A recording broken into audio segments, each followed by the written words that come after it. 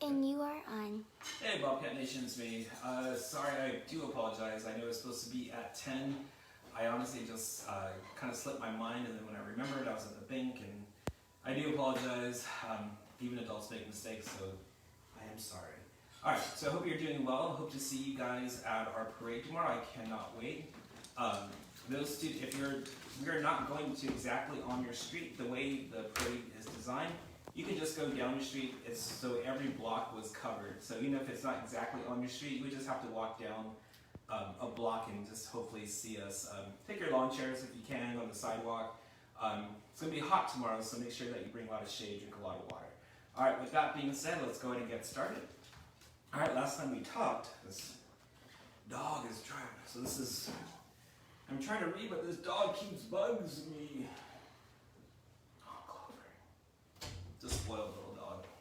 Alright, so last time now, it wants more attention. Go away. Alright, a talk at home. On Sunday morning, Mr. and Mrs. Arabelle and Fern were sitting at breakfast in the kitchen. Avery had just finished and was upstairs looking for his slingshot. Did you know that Uncle Homer's goslings had hatched, said Fern. How many, said Mr. Arabelle. 7, replied Fern. There were 8 eggs, but 1 egg didn't hatch, and the goose told Templeton she didn't want it anymore, so she took it away. The goose did what? Asked Miss Marable, gazing at her daughter with a queer, worried look. Told Templeton she didn't want the eggs, Mrs. Arabelle. He's the rat, replied Fern. None of us liked him much. Who's us? Asked Mr. Arabelle. Oh, everyone in the barn cellar. Wilbur and the sheep and the lambs and the goose and the gander and the gosling and Charlotte and me. Charlotte, said Mrs. Arabelle. Who's Charlotte? She's Wilbur's best friend. She's terribly clever. What does she look like? Asked Mrs. Arabelle. Well, said Fern thoughtfully, she has 8 legs. All spiders do, I guess. Charlotte is a spider? Asked Fern's mother. Fern nodded. A big gray one. She has a web across the top of Wilbur's doorway. She catches flies and sucks their blood. Wilbur adores her. Does he really? Said Mrs. Arabelle, rather vaguely. She was staring at Fern with a worried expression on her face. Oh yes, Wilbur adores Charlotte, said Fern. Do you know what Charlotte said when the goslings hatched? I haven't the faintest idea, said Mr. Arabelle. Tell us. Well, when the first gosling stuck its little head out from under the goose, I was sitting on the stool in the corner, and Charlotte was on her web. She made a speech, she said. I am sure that every one of us here in the barn cellar will be gratified to learn that after 4 weeks of unremitting effort and patience on the part of the goose, she now has something to show. I know what that was all about. Don't you think that was a pleasant thing for her to say?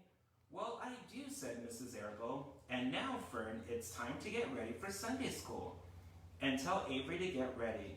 And this afternoon, you can tell me more about what goes on in Uncle Homer's barn. Aren't you spending quite a lot of time there? You go there almost every afternoon, don't you? I like it there, replied Fern. She wiped her mouth and ran upstairs. After she had left the room, Mrs. Arabelle spoke in a low voice to her husband. I'm worried about Fern, she said. Did you hear the way she rambled on about the animals, pretending that they talk? Mr. Arabelle chuckled. Ha ha ha. Maybe they do talk, he said. I've sometimes wondered. At any rate, don't worry about Fern. She's got a lively imagination. Kids think they hear all sorts of things. Just a time I do worry about her, replied Mrs. Arabelle. I think I shall ask Dr. Dorian about this next time I see him. He loves Fern almost as much as we do, and I want him to know how queerly she's been acting about the pig and everything. I don't think it's normal. You know perfectly well animals don't talk. Mr. Arabelle grinned. Maybe our ears aren't as sharp as Fern's, he said. And that's it. It's a very short chapter. So, that's really it. So, just in case if you remember the last chapter, Wilbur was kind of in a frantic state. Dr. Mouse is allowed right now. He was worried because they found out they were trying to fatten him up to eat him. In this chapter, it's just kind of a short chapter. We kind of get Fern's perspective on what's happening. Their parents are kind of worried that Fern is going a little crazy because she's telling them that they hear all these voices, the animals are talking and stuff like that. And that's it. So I won't be with you until Tuesday. I hope to see you guys at the parade. It's going to be a very warm weekend, so make sure that you bring a hat and umbrella if you're standing outside in the shade.